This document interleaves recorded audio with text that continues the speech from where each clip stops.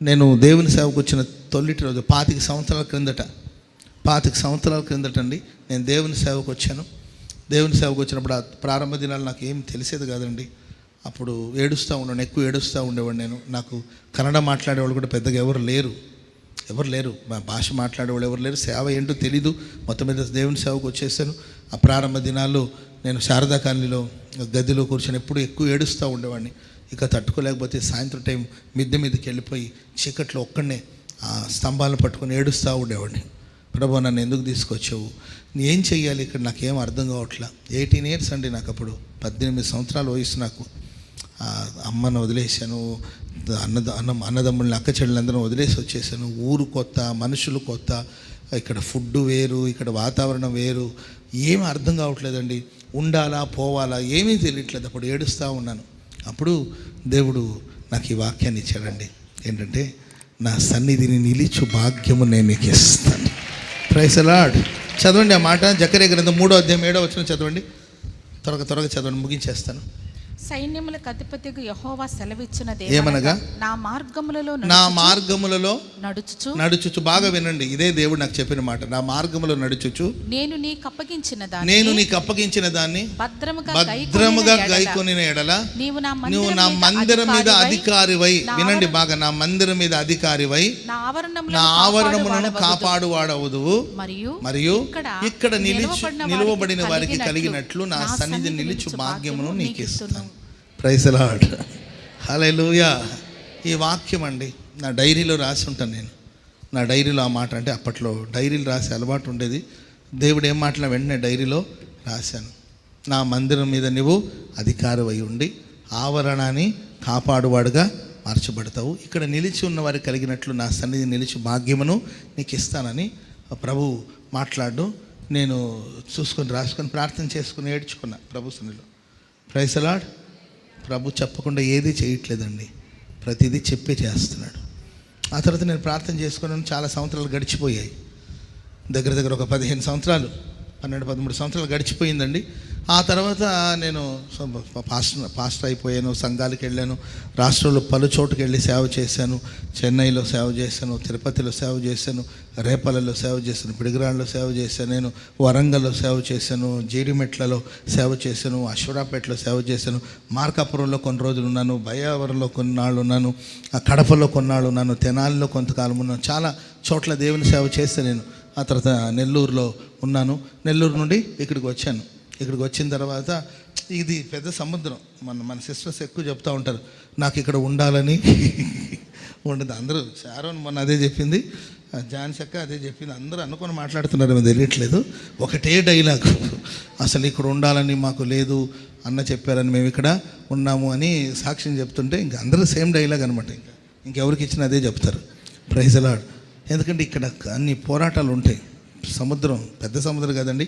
బావిలో ఈత కొట్టడం తేలిక, సముద్రంలో ఈదడం కష్టం. సో నేను కూడా అదే డైలాగ్ చెప్తున్నాను. నాకు అసలు ఇక్కడ ఉండాలంటే గుండె దడ కొట్టుకుంటుందనమాట. ఎందుకంటే అన్న దగ్గర ఉండాలి, ఏసన్న గారి దగ్గర ఉండాలి. ఏసన్న గారు ఏంటండి, ఆయన కాలుచున్న రాళ్ల మధ్యలో అంటారు కదండి. సో అన్న దగ్గర ప్రతిదీ చాలా చాలా జాగ్రత్తగా ఉండాలి. ఆదమరిచి ఉండడానికి లేదు. క్షణం మెలకుగా ఉండాలి, జాగ్రత్తగా ఉండాలి. సో నాకున్న నాలెడ్జ్కి నేను ఇక్కడ రాణించగలుగుతాను లేదని భయం వేసింది నాకు. సరే అన్నారే, నీవు ఇక్కడ ఉండాలి. అప్పుడు ఏసన్న గారికి హెల్త్ బాగాలేదు, నీవు ఇక్కడ ఉండాలిరా, కొంచెం ఇక్కడంతా చూసుకోవాలని అన్నారు. అప్పటికి ఇక్కడ గవర్నమెంట్లో వేరే పాస్టర్ గారు ఉండేవారు, రాజశేఖర్ అని ఉండేవారు.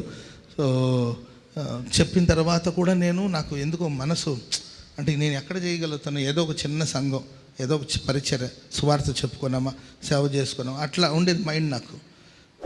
ఏం నాకు అర్థం కావట్లేదండి.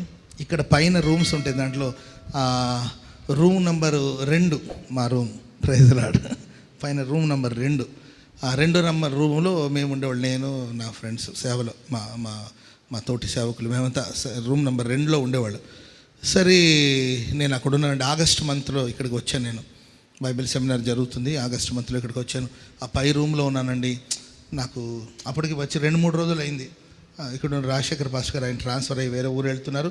ఆయన నుండి, అన్న అబ్రహ్మన్న మీరు వస్తే మీకు నేను అన్నీ అప్పచెప్పేసి, ఇక్కడ బాధ్యతలన్నీ అప్పచెప్పేసి వెళ్తాను, మరి మీరు వస్తే నేను వెళ్తానంటే అన్న ఇంకొక 2 days టైం ఇవ్వండి, నేను ప్రేయర్ చేసుకుంటాను అంటే నాకు ఇక్కడ ఉండాలని మనసులో లేదు. ఎందుకంటే ఇవన్నీ మనం ఆడ పెద్ద పెద్ద సేవకులు ఉంటారు, పెద్ద పెద్ద పాస్టర్స్ ఉంటారు, ప్రేమక గారు ఉంటారు, పెద్ద పెద్ద వాళ్ళందరూ, నేను ఎక్కడ మెదలగలుగుతాను, నాకేం తెలియదు, అంత నాలెడ్జ్ లేదు అని నేను ప్రార్థన చేసుకుని ఏడుస్తూ ఉన్నాను. పైన రూమ్ నెంబర్ 2 ఆ రూమ్లో ఉండి నేను ఏడ్చుకుంటూ ఉన్నాను. తర్వాత నా ఫ్రెండ్స్ ఉంటారు కదా సేవలో, ఏం కాదులే ఎవరన్నా ధైర్యంగా ఉండి, ఏం కాదు కంగారు పడద్దు అని ఎవరికోళ్ళు వెళుతున్నారు, ఎవరి సంఘాలు కూడా వెళ్ళిపోతున్నారు, నేనేమో ఉండిపోతున్నాను ఒక్కడే. ఏం చేయాలి అర్థం కాక ఏడుస్తూ కన్నీళ్ళు విడిచి ప్రార్థన చేసుకుని, ప్రభు నన్నెందుకు ఇక్కడ పెట్టారు, నేనేమన్నా పనిష్మెంటా ఇది, లేకపోతే ఏంటి, ఎగరే పక్షులను తీసుకొచ్చి గూట్లో పెట్టినట్టు నేను ఫ్రీగా ఉండాలనుకుంటున్నాను, అన్న దగ్గర నేను ఎలా మెదలాలి అని అన్నీ ఆలోచిస్తుంటే, ప్రియులారా నాకు సరిగ్గా 12-13 సంవత్సరాల క్రిందట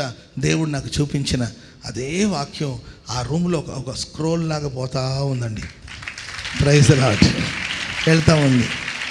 ఏమనంటే, ఈ మందిరం మీద నేను నిన్ను అధికారిగా నియమిస్తాను, నీ ఆవరణాన్ని కాపాడువాడుగా నీవు మార్చబడతావు, నా సన్నిధి నిలిచే భాగ్యాన్ని నీకు ఇస్తున్నాను. Praise the lord. ఎప్పుడో 13-14 ఏళ్ల క్రితం చెప్పిన మాట సడన్గా మధ్యలో ఇంకెప్పుడు ఆ థాట్ రాలేదండి. ఆ వాక్యం అట్లా గోడ మీద వెళుతున్నట్లు నా ఆత్మక కనిపిస్తూ ఉంది. అప్పుడు నేను ప్రార్థన చేసుకున్నాను, ఓహో నన్ను ప్రభు ఇక్కడ తీసుకొచ్చింది ఏదో ఆయన సంకల్పం ఉంది, ఏసన్ గారు ఏదో నన్ను తీసుకురావడం కాదు, ఏదో ఆయన ప్రణాళిక ఉండి బట్టి దేవుడు తీసుకొచ్చాడు కనుక అప్పగించిన పనిని నమ్మకంగా చేద్దామని ఆ రోజు నడుము కట్టుకుని దేవుని వాక్యాన్ని బట్టి పరిచర్య చేయడం ప్రారంభించానండి. ఓ సంవత్సరం రోజు అన్నతో పాటుగా నేను సేవ చేస్తాను. ఆ తర్వాత జరిగిన విషయాలన్నీ కూడా మీకు తెలుసండి. ఆయన సన్నిధిలో నిలిచే భాగ్యమును దేవుడు నాకు దయచేస్తాడు. Praise the lord. చెప్పండి గట్టిగా హల్లెలూయా. ఆ తర్వాత నా లైఫ్ని దేవుడు ఒక మలుపు త్రిప్పేశాడండి. అడుగడుగున దేవుడు నన్ను ఆశీర్వదిస్తూ వచ్చాడు, గణపరుస్తూ వచ్చాడు. ఈరోజు నేనున్న ఈ స్థానానికి నేను పాత్రుని కాదు, ఆ స్థాయి కానీ ఆ స్ట్రెంగ్త్ కానీ లేకపోతే ఆ యోగ్యత కానీ నాకు లేదనే సంగతి నాకు తెలుసు. కానీ దేవుడి భాగ్యాన్ని నాకు ప్రసాదించాడు. ఆయన వాత్సల్యతను బట్టి ఈ స్థాయిని దేవుడు నాకు దయచేశాడు. ఆయన వాత్సల్యతను బట్టి దేవుడు ఈ స్థితిని దేవుడు దయచేశాడు. Praise the lord. చెప్పండి గట్టిగా హల్లెలూయా.